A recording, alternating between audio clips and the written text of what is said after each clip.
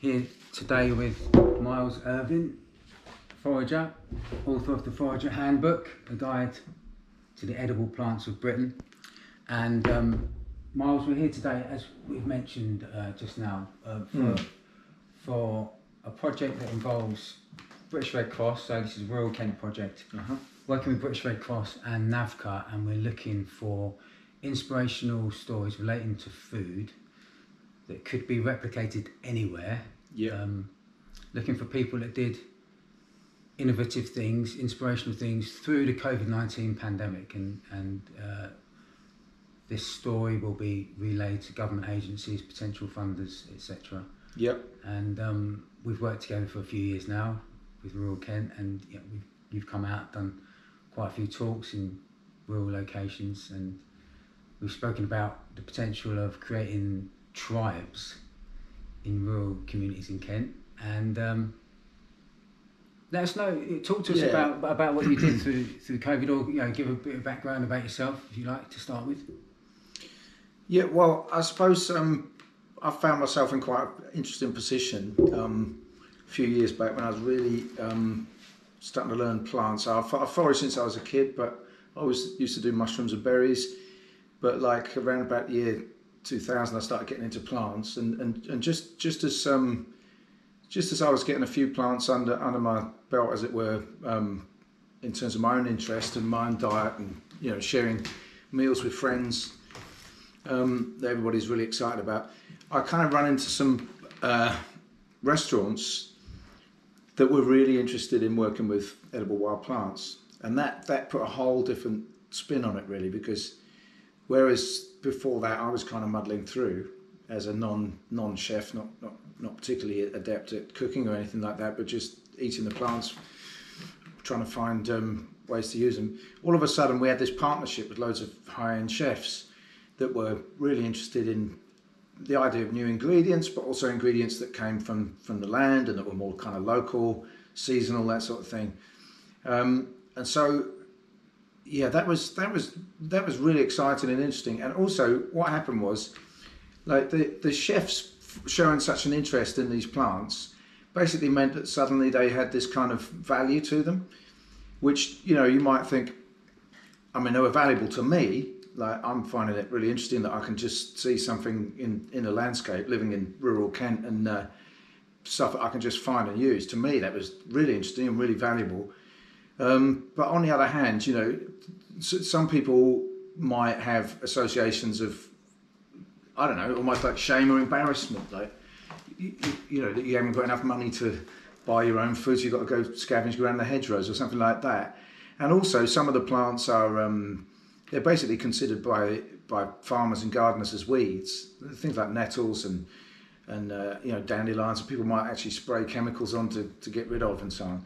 And all of a sudden, the chefs are saying, these are really amazing ingredients, and making them almost like centre stage for some of their most highly thought of dishes and so on. There's restaurant reviews raving about it. And you have this restaurant called Noma in Copenhagen that was voted best restaurant in the world twice, I think. And they made a lot of, they did a lot with the wild food, and made a kind of big deal of how amazing it was to get these wild things in, and so on. So that was really exciting, and I think it was great for me, because it meant that my experience of wild foods had this kind of angle on it, that I was learning from chefs how to really approach ingredients with that extra kind of care and skill set, really, of how to get the best out of an ingredient. And there it is, on these menus, getting rave reviews and so on. So I think, what we saw there really was like a cultural shift to see a value to wild plants. But I guess in more recent years, I've kind of thought, well, okay, but how far is that really going? Because what I've ended up seeing is the real potential for wild foods to provide a whole kind of several different really amazing benefits to people or society or whatever, or even to land. Because, like, the thing is, when people start building a repertoire of wild plants they use, so, by necessity they're going to be going out into spaces, green spaces in their neighbourhood, and almost like building a relationship with the plants, but also building a relationship with those places. And I think there's something about that that's almost like the missing link, where people are, these days realising we've kind of lost the plot a bit. We've got all sorts of problems like environmentally, whether it's climate change or habitat loss and so on. And people beginning to build that relationship, I think, is the key. That we start to respect the green spaces because they're actually part of our lives, rather than we've watched them on a David Attenborough documentary or something like that. Yeah. On the other hand, like the potential benefits to human health is something I've become more and more aware of, because it turns out that the wild plants have got far more nutrition in them, mostly, than the cultivated ones. The cultivated ones are now selectively bred to be sweeter or milder or bigger or fatter or whatever. And we're not really looking at nutrition when we do our plant breeding. The wild plants are there intact, full of micronutrients, vitamins, some even protein. But also I've learned, as the years have gone on, I've realised how many of these plants are actually medicinal plants. So, for example, I now harvest a lot of hawthorn blossom and leaf in the spring.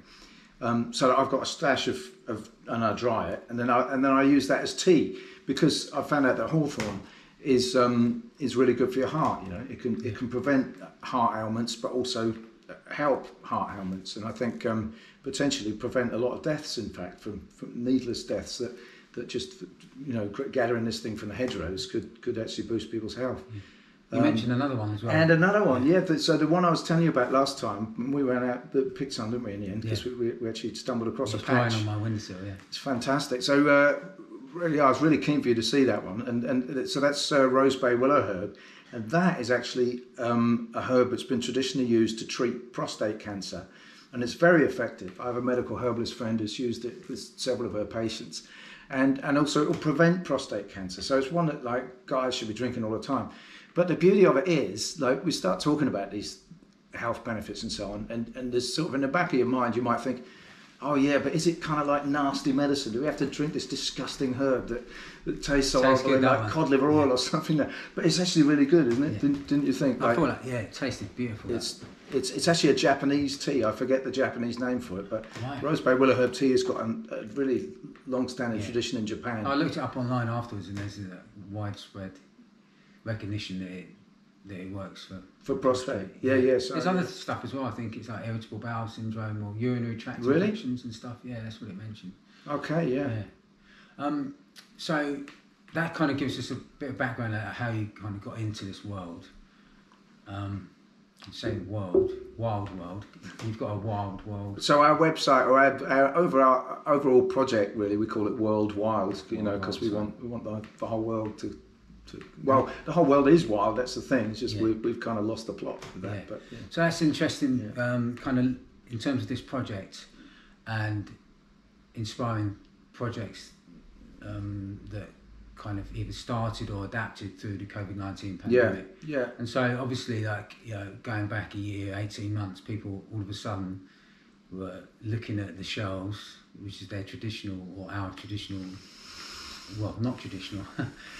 Very recent in terms of the scheme of things, but the thing that we've got most used to is going to a supermarket and looking and expecting there to be full shelves, and all of a sudden you've got all these pictures all over social media, and then you go into a supermarket and see the reality of empty shelves. Which, to be honest, is starting to happen again right now for quite different reasons, isn't it? But So you spotted an opportunity there? Well, in terms of education?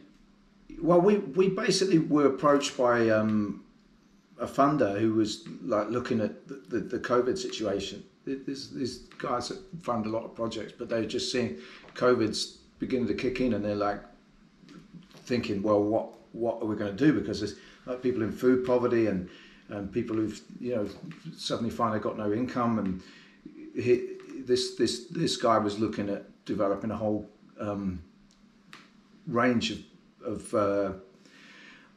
ways to provide food for people through the pandemic. If it carried on and the situation got worse, that he was trying to put things in place. This chap I was speaking to. So basically, he asked me to come up with some ideas that would meet that need. But and the problem is, like, for me, the project I was wanting to work on at that time was just to start getting out in the local villages and so on, and just offering my services to anyone that was interested to come and learn about foraging face to face. But of course we couldn't do that because of the pandemic. The face to face was kind of out for now.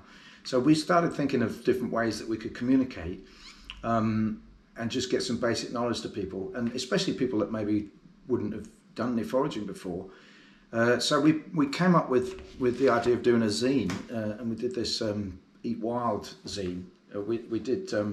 By the time we got mobilised, we only got the first issue out in June. That's how long it took to put all the designers and the authors and everything together. But basically, the idea of the zine was to just look in. So this one is the July's edition. We did June, July, and August in the end. It was to find.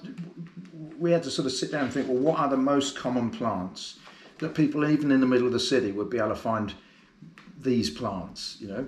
And so there's some of them that even grow up through the cracks in the pavement, you know, that sort of thing. But things you'd find in parks or weeds, you know.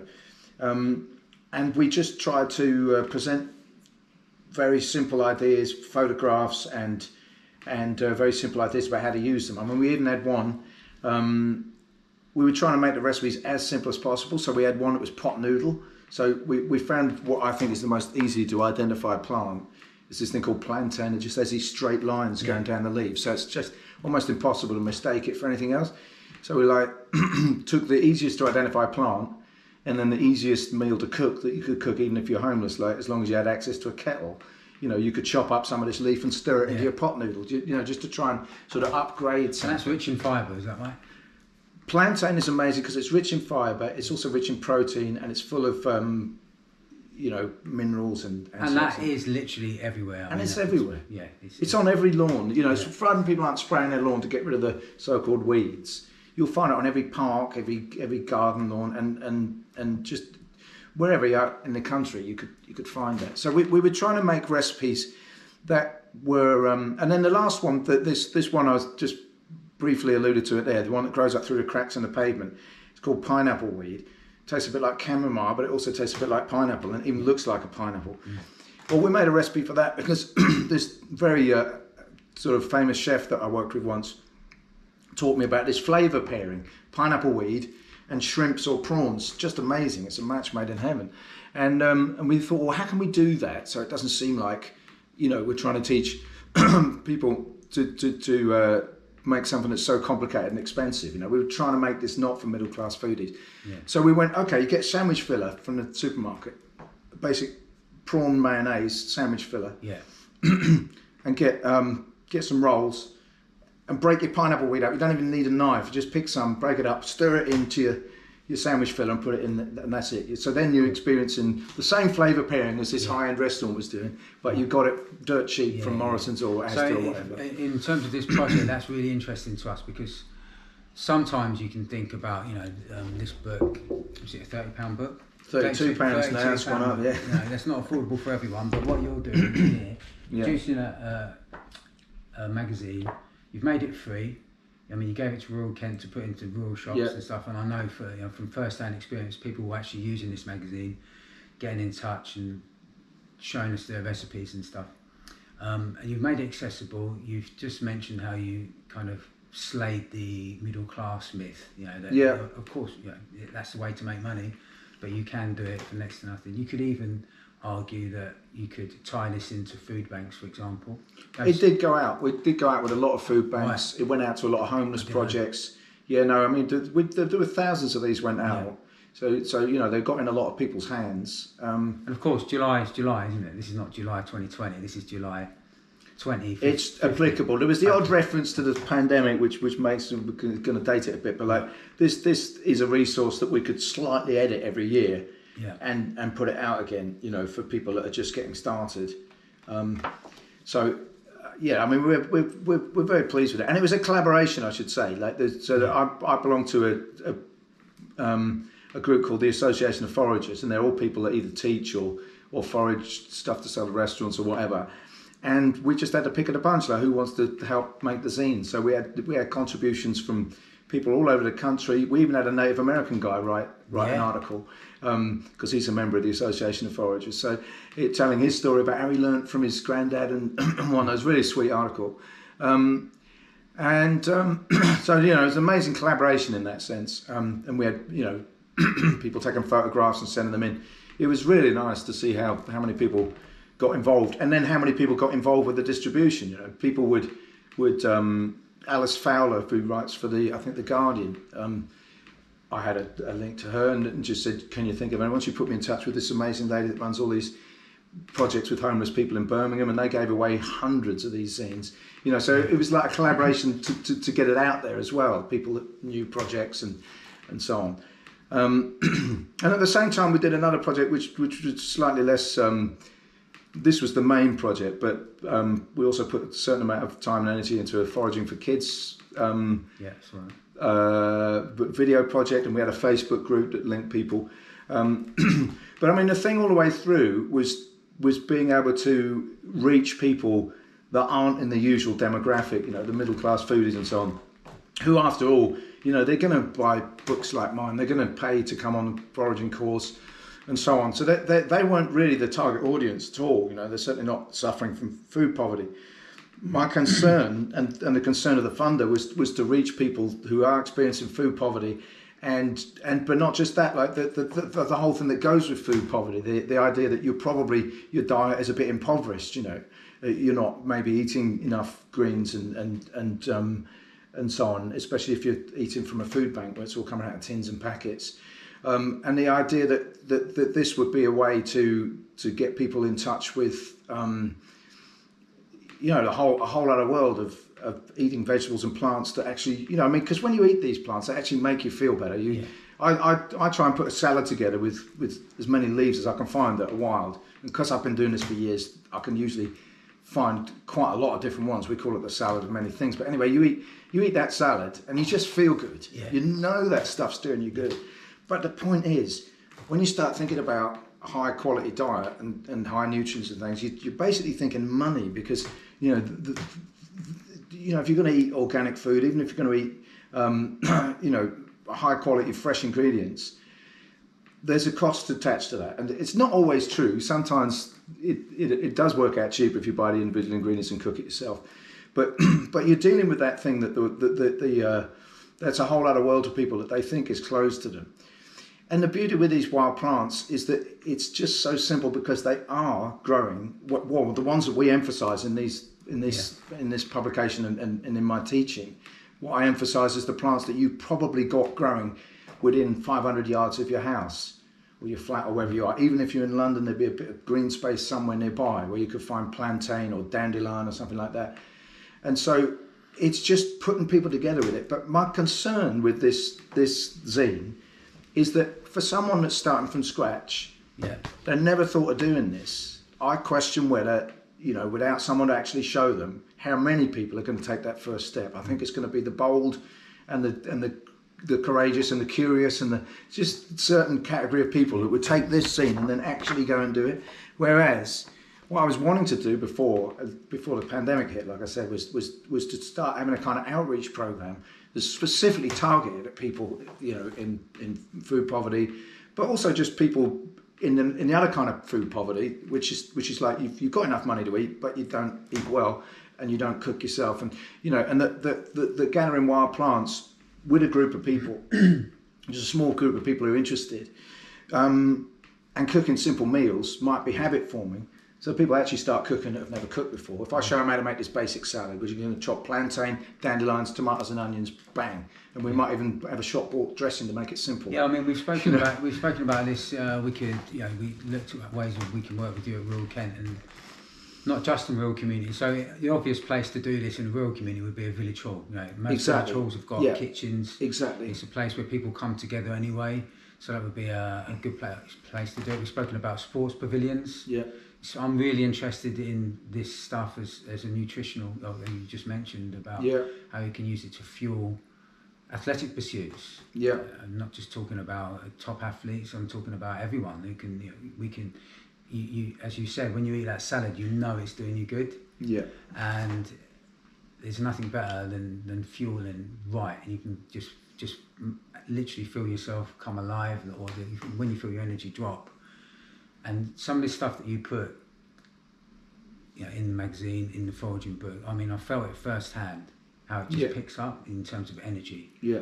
And of course, we all want to be full of energy. So village halls would be an obvious place to do, but also community centres, which is village halls by another name in the urban areas. Yep. And a chap we've spoken to and a project we've spoken to through this project, Mike Spacman, the community chef, has done a lot on the Isle of Sheppey in the past and working in prisons, and he's won BBC Food, BBC Radio 4 Chef of the Year 2017 for his work in the community. So he's doing stuff in Ramsgate with the Newington Community Centre there and the Newington Big Local project, which I've had the honour to work with for about 7 or 8 years. Incredible people there. And to add some of this to what they're doing is just like the perfect marriage. Also, Ed, the rebel farmer, we've spoken about him. We've done a similar film that we're shooting here with Ed. And that's the beauty of doing this, and that's what I think rural Kent we're good at, so connecting.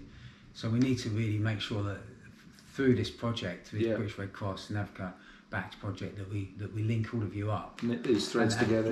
And we've even spoken about, last week we spoke about creating a title for you, or even a role. And we called that, I think it came from another charity that's not too far away from here, but Forager in Residence. Forager in Residence. For I Kent. love that idea. So you spoke about, you've got the book, you've got the zine, and I know enough. I probably know enough to be dangerous. In some of those plants, you've got to make sure they're right. So to have someone like you, who coming out, not only showing people how to find these plants and how to cook them, but teaching them how they can find them themselves, and interesting. So we've had you along the Rural Kent, deliver some fantastic sessions, kids literally eating out of your hand in some of the villages that we've worked in. But you showed us a different approach last week with the group that came here, and I just want, maybe you could give us a bit of background as to why you changed tack in terms of like your educational, in the way you deliver the lessons. Well, the thing is, what you want to happen when you teach people something is that they actually learn it. So, and I mean, that might be different if I was teaching algebra. I'm not sure what the learning outcome I'd be looking for would be. I'm not sure I'd expect the kids to get up in the morning and always do algebra or something. But when I'm teaching kids or adults to forage, the learning objective is obviously that they get wild foods into their life for all the reasons I've said, like the health benefits, nutritional benefits, and reasons I haven't said, like the mental health benefits of people having a reason to get out in green spaces and feel a part of it. And there's so many different kinds of benefits. But that learning objective, I was questioning whether what I was doing was actually effective, because I wasn't sure that people felt empowered enough, that they had the confidence to go out and find the plants. When the method that I was using was basically I wander around and show people, here's this, here's that, you can eat this, now we can do that. Which is the wow factor. It's the wow factor. Because people have been there, have seen it, and people are literally wowed by it. But and I was there, and I was wowed by it. I remembered. But that's not my learning objective. Nettles and the pineapple thing. But so you maybe went away with some things that you actually would know. Ones, but some of the more beneficial ones I couldn't have remembered. And you're going to tell us why. Yeah. So I mean, basically, so my learning objective, I guess the wow factor is there, because you have that wow factor. That is on my list of things I want to accomplish. If people go away thinking, wow, that's amazing, well then, there's going to be some kind of openness and motivation to engage further with the subject. But I don't just want them to engage further with the subject at some point in the future. I want them to go out foraging again tomorrow and have the confidence to recognise plants and pick them and take them home and use them. And what I realised was that I was getting in the way, because this culture of expertise, one of their learning outcomes was Miles knows lots of stuff. They'd learnt that I know some stuff. Written a book or whatever. And that's not my learning objective. I mean, I could sit there basking in it. Everybody's kind of impressed that I know a bunch of stuff. But is a bit, you know, that's lacking in any kind of usefulness, really. What's the point? You know? Other than they might tell their mates to come back on my next session, but like, you know, we're not actually achieving the objective that I am actually setting out to achieve, which is that people go away from my sessions able to form and develop a habit of actually using these wild plants and engaging with wild spaces where they are. So I just had this epiphany based on a friend of mine produced a deck of cards during the pandemic. She sat at home designing these cards for the Forestry Commission to teach people about trees and the cards, and then they've got like 9 trees, 6 cards each tree. There's one with the leaf, the flower, the twig, the big picture of the whole tree, and one other I forget. But anyway, I realised that what this deck of cards was doing was taking out the middle person. You know, the teacher was not needed. The teacher had done the job of making the cards, and I tried it out on some kids. You know, some of my own and some friends' kids. We just gave them the cards. They went out, found all the trees, and came back with like these 9 different trees. And I just thought, well, this is it. This is the way forward. So from then on, I was thinking, well, how do I translate this into how I teach the wild plants that you can eat? And so I tried out different ways. And you know, to begin with, I was making people work far too hard. Like people coming on my courses, some of them went home exhausted. They'd learned a lot, but I was making them, you know, I was sending them out on a quest basically, but also engaging them in lots of preparation. And we were just going into too much detail. Anyway, I won't bore you with that detail, but what I ended up with was a very simple method. So people arrive, we welcome them, have an initial kind of bit of a chat, but then I present them with 9 plants which I've been out and foraged that morning just before they arrived, and they're from wherever we are.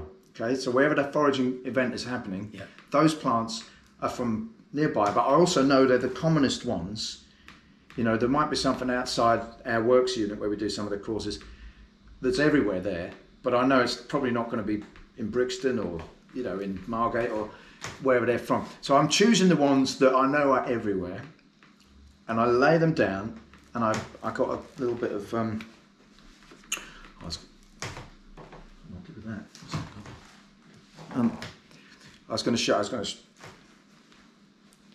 have to edit this bit out. That's ridiculous. Okay, there it is.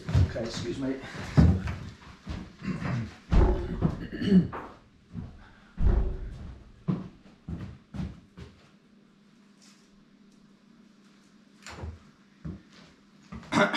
Okay, so I can actually show you what I do. So I get these plants, I've got 9 of them, and then I just get a roll of tape like this.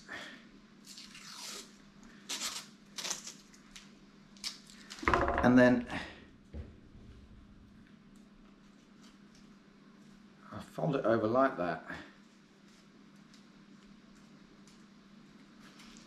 And I just write the name of the plant on it.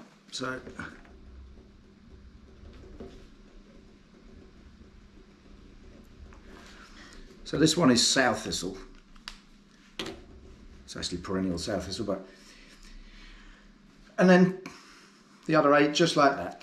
And then I say to people, okay, you need to just photograph all of these plants. And everyone's got a smartphone these days. They just photograph the plants. I go, right, everybody got that? Yeah. And then I just say, okay, off you go. And I give them a guidance on like how far they can go. And like, well, we did one here, didn't we? Right here where we are at Whitecliffs. That's interesting in terms of learning. So people turned up, what did we have, 12, 15 people there. And they're coming to what they think is a forager talk experience. Yeah. They're lined up after breakfast waiting for you to kind of give your talk. Dazzle them with my knowledge. Show them the plants in a traditional way, or in the way that you used to do it. And as soon as you did this and you laid them out, you had them all laid out and you asked people to take photographs and you said, right, all of these 9 plants are available in this garden or just over the road in the churchyard, go.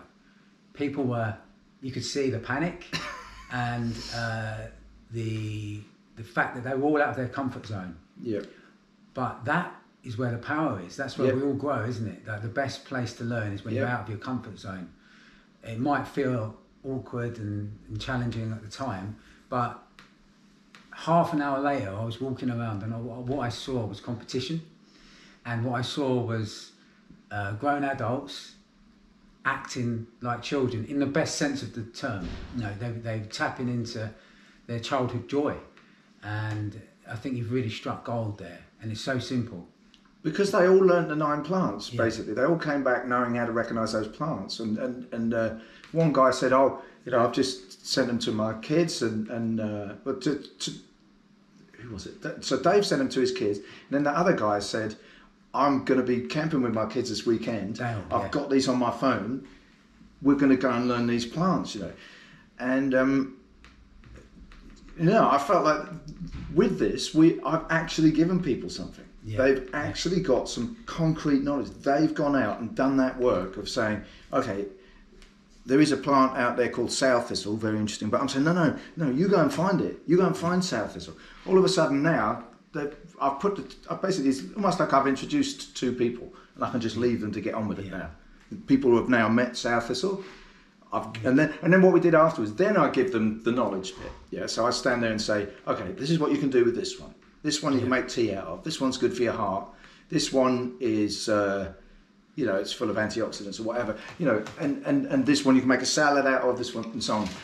So it wasn't like I wasn't neglecting my duty to impart some kind of knowledge, because they're not going to figure that out just because I sent them to churchyard with a picture on their phone. Yeah. But the important bit that they're stuck without is the... Yeah, so what was interesting to me is you've got these people coming back and they're showing you the plant and say, is this the right one? And just confirming it. Just checking it, yeah. There's a lot of power in that, because they've laid their eyes on it, they've got it in their hands, and they've got an expert telling them, you've got... And some of them did need some help. Some of them had to go back and I said, no, it's not quite, as you see, and... or I said to them, like, well, what's the difference between the one you've got and this one? And then they go back out, and then they do get the right one. So they didn't necessarily get it first time, but by the end of it, they all took... And in there you spoke about an interesting analogy, apples and ingredients. Oh, right, yeah. So, well, we had an interesting time because we didn't just talk about the plants, we tried them all, you know. And some of the plants...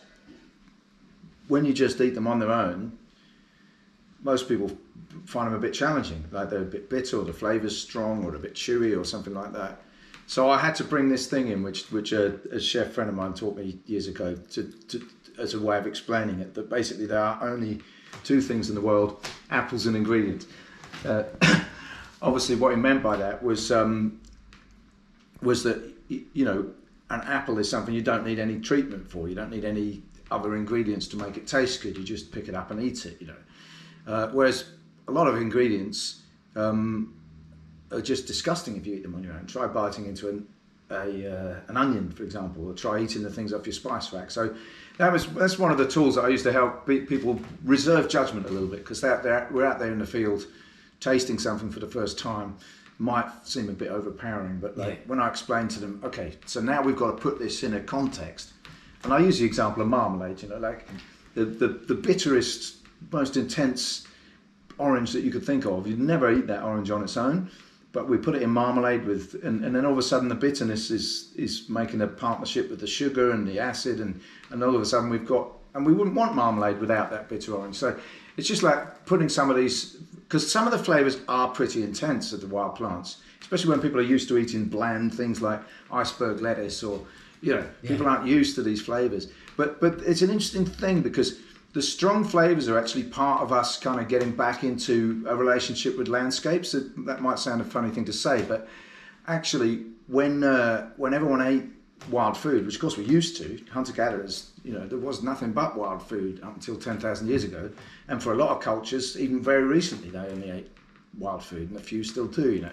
But you know, what you're doing is taking in plants that have got real kind of muscle and fire, you know, like in terms of chemically, and they're really potent. Industrial food is designed to get you to eat lots of stuff that's full of calories and that's cheap and that's rubbish, and flavours.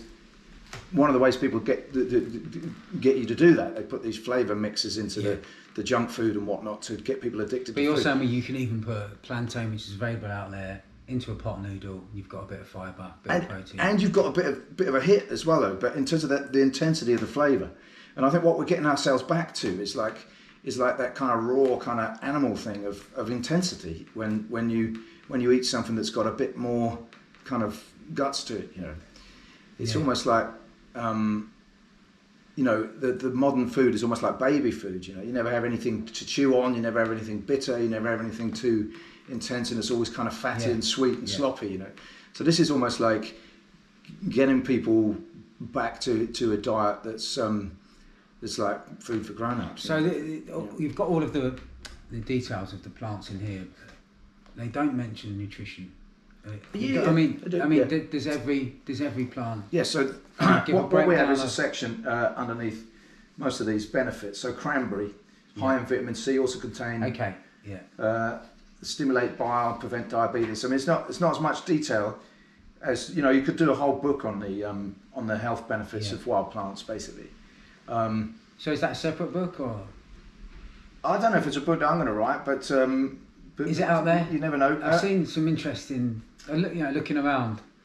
I don't think it is out there. I think you've got to put together a lot of different sources, and so I think someone should write it. Or and also there seems to be a reluctance to say that this does this. You know, like in some. Oh yeah, no, that's just the pharmaceutical industry. They've managed to make the law around what you put on the packaging of herbal medicines so restrictive. Yeah. Because, I mean, I believe it's a vested interest from the pharmaceutical companies, because they'd rather people obviously buy drugs over the counter than that they medicate using wild plants. So all you can say is was traditionally used for blah blah blah. Yeah. I was careful because the roseberry willow herb, which you mentioned for prostrate, careful the way I worded it, and said, did you know that this may help prevent prostate cancer or may help treat, because that cuts out the... Well, as long as you're not advertising it, you know, it's if you put it on your packaging and say this prevents prostate cancer, you can actually be done for, which is ridiculous, because it does prevent prostate cancer. I mean, it's ridiculous, but that's the way it is just now. But the thing is, on your website, you can say what you like. Okay. So say you or I set up a wild tea company, but we are beginning to sell a few, so we are having to think about this. You know, you can't say it on the packaging, but on your website you can go into great detail, and you can tell all the stories of the people that are still alive today because roseberry willow herb stopped them getting prostate cancer. You know, and I mean, I think this is a serious public health. What's the word? Resource. You know, for people to discover that. You know, I mean, I say this thing. You heard me say it lots of times, Carl. Like, I ask people, where does food come from? It's a bit of a joke, you know, because nobody ever gives me the answer that I'm thinking of in my head. So they say, the best ones say it's from the earth and from the, you know, the biosphere or something funky like that.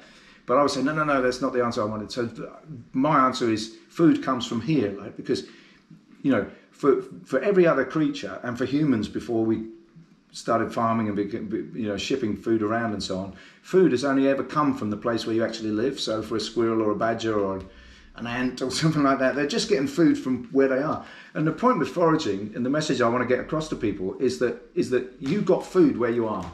Doesn't matter where you are, somewhere within your vicinity there's nettles growing, or there's blackberries growing, or there's something, and it isn't just any old food. You know, it isn't like the rubbish you get out of packets from a supermarket. This stuff is dynamite. It's nutritional dynamite. It's got medicinal benefits, you know, and it's delicious and it's free, and you have a great time gathering it, and then you can build connections with your neighbours and other people in your community if you go out and have a special Nettle Day or something like that. I see so much potential for basically people being woven back into the fabric of their local surroundings, you know, and start feeling like we live in this place, and that this place here has got stuff that we can learn about and have a better quality of life because we notice it and eat it and share that knowledge together, you know. So I'm just really convicted by this sense of possibility, you know, that if people did start and they're like little secrets. It's like an advent calendar, you know, like you open this little door and all of a sudden there's this thing you couldn't see, you know. But the weird thing is you can see it. You walk past and see the nettles every day, but because in your head you're not thinking that there's food here, you know, you're not thinking about wild plants being something that could be part of your supper tonight or your breakfast tomorrow morning. You know, so it just takes someone like me to just go, hey, you see that? But then the trick is, rather than the zine where they've got something on their shelf that they might not have the courage to take the next step, I actually kind of, you know, want to take people the next step, show them how to cook nettles and eggs or nettles and mushrooms, which those are two flavour pairings that I've come up with, which really open up how good nettles are. For some reason, those two things together to make nettles even more delicious. Or show them how to make a really simple nettle tea, stick it in the blender with some hot water and sieve it out. Fresh nettles, you know. You have this sort of hot tea, which you could also use as a broth if you added a few other bits, you know. A few simple things like that. So A, teach them to identify some plants through this business, yeah, and then B, take them through some really simple recipes. And then, but the thing is, if I'm in some kind of place where I've got a regular happening, you know, so I can come back next week and say, did anyone make the nettle soup? Oh, I wasn't quite confident I could. Okay, we'll do it again then. Yeah. You know, and then as we're going through the season, we could do everything 3 or 4 times. Yeah. And by the time we're done with that, everybody will feel confident to do it, that wants to do it. And all of a sudden, they'll teach their neighbours and so on and so on. It just needs me to be this little spark, this catalyst that opens the advent calendar. You know, like, here's a nettle, and you can do this with it. Go on, you go and do it. How was that for you? Did you do that? Yeah. How's it going? You know, take it to the next level, you know. So that's what excites us, and that's why we're here for this project, how this can be set up in Kent. You as a forager in residence, working to start. Would Canterbury be the district that you've been looking at? Have you been talking to somebody at the council there? Well, yeah. I mean, I don't know if we can open up something with so that we do this. I mean, what we want is partnerships. The more people we can partner with in this, we need a place to start, don't we? Well, what we're looking at is something where we can a project that we can start and it can be replicated anywhere in the UK. I think this is what we need. So we kind of need 2 things. One is for me to be able to do this, right? And for that, I think, you know, we just probably need to leave it open to Kent, you know, the whole of Kent, because there will be projects of like-minded people here and there. So we want to work with those partnerships and not limit it too restricted to like Canterbury or something. Okay. So I can work with, like, for example, what you do on a Friday in Dover. You know, we went out and did that with your group that normally goes running. We did foraging last week. So anywhere where there's an opening with an existing group of people that get together or that are open to these ideas. But the other thing we need to do is document it, because if we have somebody filming at least some of what goes on, and we can edit this down and then have something to show people how it works. Because what I want, I mean, this is something that it's taken me years to get to that. It's such a simple idea. Yeah. But I've tried this, tried that, tried the other, and I've ended up at this, you know. So what we want is basically tools that work, you know. And if we have a whole kind of thing like how to introduce people to nettles, for example, we could have a thing that goes through the season so that people, you know, become just super versed in what to do with nettles. And we do that with different plants, or we do it with salads, or we do it, you know. I just think we could end up coming up with some amazing materials that could be replicated. It doesn't mean people have to do it our way, but just like, if people weren't confident of how to get started, they could use the resource that we've got. And part of that, I think, is having people document it with film, so that we can put that stuff up on a website and show people, so that even if people have nothing to do with us, they see what we've done and can replicate it. Or we can provide a kind of a support thing to say, well, you know, if you're starting a project, let's talk to you about how we started this one. You know, but the main point is, like you say, we want this to be something that we can do well here, but see this as a first one, you know, that the whole country would start having this idea of foragers in residence, or even, you know, in more localised than counties. So you're networked into this? The Association of Foragers, yeah. And that's UK wide? Yeah, well, it's in practice, most of the members are British, but there's a guy that always comes over from Poland for the gatherings and so on. So this is not like we've got to train people up. There are foragers that you trust in other parts of this country, all over the country, that could kick into this. Okay. Yeah, that could be something we start here in Kent could easily be replicated in wherever.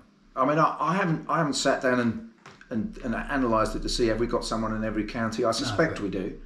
I suspect, and in some counties we have 8 or 9. You know, and then. And that's grown all the time because a lot more people are getting into this stuff, you know. So, brilliant. Well, the time's gone pretty quick there.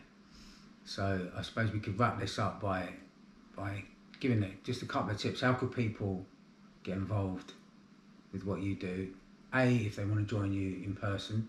Yeah. But other stuff that you've got out there that they could, is there, you've got access to the zine. How can they get hold of one of them? Well, on the world, so we've got two websites. One is worldwild.org.uk, and on there's electronic version of the zine.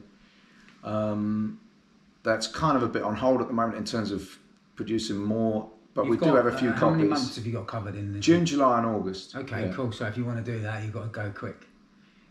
If it's this time of year is August. So electronic. So it's there. You can open up the zine and look at it online. I've got various blog posts there. We've got a podcast called the World Wild Podcast. Lots of interesting conversations about food, connecting to land. Also, some stuff is more to do with connecting to your body, because we still think that the human body is a wild thing, and by connecting to that, we're also connecting to the wild. And you interview people from all over the world on that podcast. All over the world, but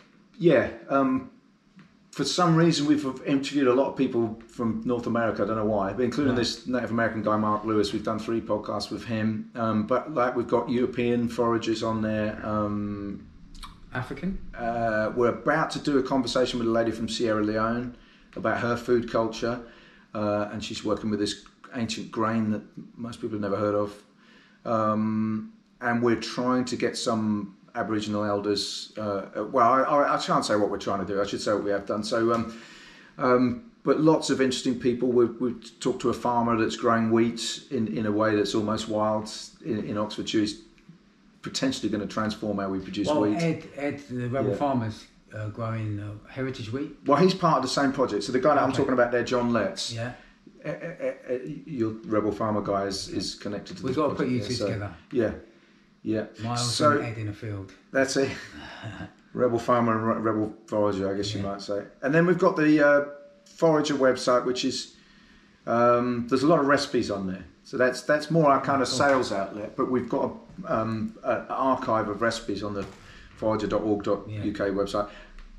Also, the World Wild one is we've got a bank of videos linked to our Vimeo channel. So there's quite a lot of foraging for kids videos there. And we're also doing a neighbourhood forager one, which that's another project, but we're basically, the idea is to film me in a particular place where we've got the support of whoever owns the land, film me in a particular place, put the video up on Vimeo, and then put a little sign there with a QR code so people can scan the code, and then they'll see me standing right where they're standing, pointing out the plants. And we put a month on it so people know this is what's there in July or whatever. But that's a project we started doing at a place called Ashburnham Place in near Battle. We've got a few codes up there, and we're just, because they've got a big estate there, and so people are able to go around. You've got that. That's already happening. That's already happening, right. and we're just looking for other places to do it. That's over the border. We don't want that. We need it in Kent. Oh yeah, we need it in Kent. But what we need in Kent is just some places where, I don't know, there's a footpath running from Charnham to Canterbury, and I don't know where to start because I don't know who oversees that footpath. But like that's the sort of thing that we could put these QR codes all along the footpath. Well, we've also spoken about potentially doing a running endurance event where me and a couple of others will buy into your expertise and literally put it to the test in terms of fuel.